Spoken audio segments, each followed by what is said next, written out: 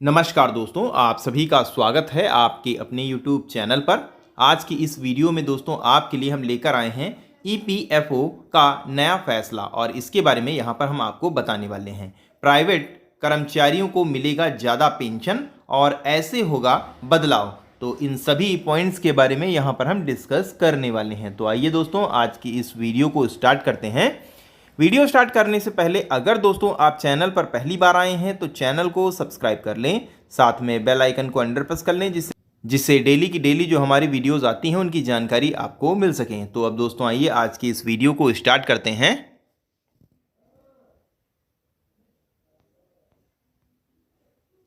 भारत में कर्मचारी भविष्य निधि संगठन यानी EPFO एक महत्वपूर्ण संस्था है जो लाखों कर्मचारियों की सामाजिक सुरक्षा में महत्वपूर्ण भूमिका निभाती है। वर्तमान समय में पेंशन प्रणाली की कई चुनौतियां हैं जो कर्मचारियों के जीवन को प्रभावित करती हैं। एम्प्लॉय पेंशन स्कीम 1995 EPS 95 के तहत वर्तमान न्यूनतम पेंशन महज 1,000 रुपये प्रति माह है, जो वर्तमान की महंगाई में जीवन यापन करने में काफी कठिन है। पेंशन योजना के इतिहास की अगर दोस्तों यहां पर हम बात कर लें तो आप देखेंगे EPS 95 योजना 1995 में शुरू की गई थी। इसका मूल उद्देश्य प्राइवेट और सार्वजनिक क्षेत्र के कर्मचारियों को रिटायरमेंट के बाद वित्तीय सुरक्षा प्रदान करना था। हालांकि समय के साथ यह स्पष्ट हुआ है कि मौजूदा पेंशन राशि कर्मचारियों की बुनियादी आवश्यकताओं को पूरा करने में असमर्थ है। वर्तमान परिदृश्य इसका क्या है, अगर इसकी बात कर लिया जाए तो यहां पर आप देखेंगे वर्तमान में लगभग 36.6 लाख पेंशनर हैं जिन्हें 1,000 रुपए से भी कम पेंशन मिलती है। यह स्थिति अत्यंत चिंताजनक है क्योंकि इतनी कम राशि में किसी भी व्यक्ति का गरिमापूर्ण जीवन यापन करना लगभग असंभव है।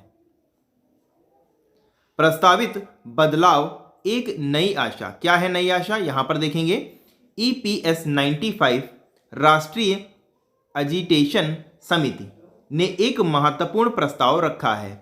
उनका सुझाव है कि न्यूनतम पेंशन को 1,000 रुपये से बढ़ाकर 7,500 रुपये प्रति माह किया जाए। इसके अलावा महंगाई भत्ता और मुफ्त चिकित्सा सुविधा भी प्रदान की जाए। EPF योगदान एक गहन अध्ययन। EPFO योजना में कर्मचारी और नियोक्ता दोनों अपनी बेसिक सैलरी का 12% योगदान करते हैं। इस योगदान में 8.33% एम्प्लॉयज पेंशन स्कीम में और 3.67% एम्प्लॉयज प्रोविडेंट फंड में जाता है।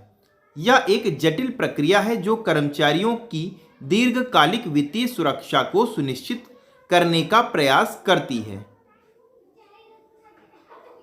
सरकार का रुख क्या है, अगर इसकी बात यहां पर कर ले जाएं तो आप देखेंगे वित्त मंत्री निर्मला सीतारमण ने EPS 95 पेंशनर्स से मुलाकात कर उनकी मांगों पर सहानुभूति विचार करने का आश्वासन दिया है। यह एक सकारात्मक संकेत है जो पेंशनर्स में आशा की किरण जगाता है। यूनियनों का मतभेद, अब इसकी अगर यहां पर बात कर ली जाए तो आप यहां पर देखेंगे ट्रेड यूनियनों ने एक अलग दृष्टिकोण प्रस्तुत किया है। उन्होंने न्यूनतम पेंशन को 5,000 रुपये तक करने का सुझाव दिया है। हालांकि EPS 95 समिति ने इस सुझाव को अपर्याप्त और अनुचित करार दिया है।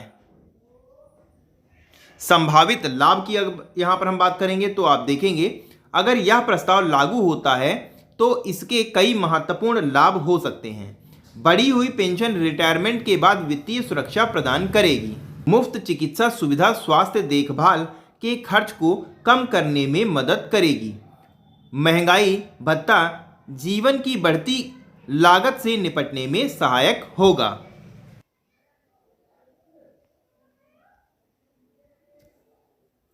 चुनौतियां और संभावनाओं की यहां पर हम बात कर लें तो आप देखेंगे हालांकि इस प्रस्ताव को लागू करने में कई चुनौतियां हैं। सरकार पर वित्तीय दबाव बढ़ेगा और यह सुनिश्चित करना होगा कि हर पात्र व्यक्ति को इसका लाभ मिल सके। भविष्य की संभावनाओं की अगर हम यहां पर बात कर लें तो आप देखेंगे यह प्रस्ताव प्राइवेट क्षेत्र के कर्मचारियों के लिए एक महत्वपूर्ण कदम हो सकता है। यह न केवल उनकी वित्तीय सुरक्षा को मजबूत करेगा बल्कि उनके जीवन की गुणवत्ता में भी सुधार लाएगा। पेंशन योजना में प्रस्तावित बदलाव भारत के कर्मचारी वर्ग के लिए महत्वपूर्ण मोड़ साबित हो सकते हैं। यह दर्शाता है कि सरकारी कर्मचारियों की चिंताओं को समझ रही है और उनकी सेवा निवृत्ति के बाद की जरूरतों के प्रति संवेदनशील है।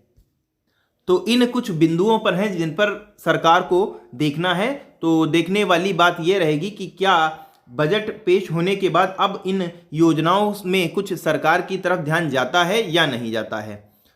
तो कैसी लगी दोस्तों आज की जानकारी, आपको कमेंट करके बताना है। और अगर दोस्तों आज की जानकारी आपको अच्छी लगी हो तो वीडियो को लाइक करें और ज़्यादा से ज़्यादा शेयर करें। और अगर आप चैनल पर पहली बार आए हैं तो चैनल को सब्सक्राइब ज़रूर कर लें। इसी के साथ दोस्तों आज की इस वीडियो को यहीं पर हम समाप्त करते हैं। मिलते हैं दोस्तों अगली वीडियो में, तब तक के लिए नमस्कार, जय हिंद, जय भारत।